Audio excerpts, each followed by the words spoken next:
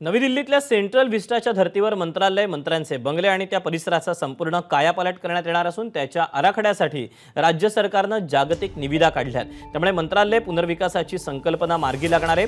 बांधकाम विभागानं 5 ऑगस्टला या संदर्भात निविदा प्रसिद्ध केली। भारतासह अमेरिका, ऑस्ट्रेलिया या देशांच्या मुख्य वर्तमानपत्रांमध्ये निविदांसाठी जाहिराती देण्यात आलेल्या आहेत। याचा आढावा घेतलेला आहे राजू सोनावणेनं। नवी दिल्लीतील सेंट्रल विस्टाच्या पार्श्वभूमीवरती राज्यामध्ये आता महाविस्टा जे आहे ते उभारलं जाणार आहे आणि त्यामध्ये पाहतो आपण मंत्रालय परिसराचं जे आहे ते संपूर्णपणे जे आहे ते कायापालट होणार आहे। मंत्रालयातील सगळे विभाग असतील, प्रशासकीय इमारत असतील, त्या सर्व मंत्र्यांची निवासस्थानं असतील, अधिकाऱ्यांची निवासस्थानं असणार आहेत आणि याचं सादरीकरण सुद्धा एका मंत्र्यांच्या बैठकीत 4 ते 5 महिन्यापूर्वी करण्यात आलेलं होतं। तत्वता मान्यता जी आहे ती देण्यात आलेली होती आणि आता 5 ऑगस्टला आराखडा तयार करण्यासंदर्भातली जी आहे ती जागतिक स्वरूपाची निविदा काढण्यात आलेली आहे। या निविदेसाठी जे आहे भारतासह ऑस्ट्रेलिया, अमेरिकेच्या वर्तमानपत्रामध्ये जाहिरात दिलेली आहे।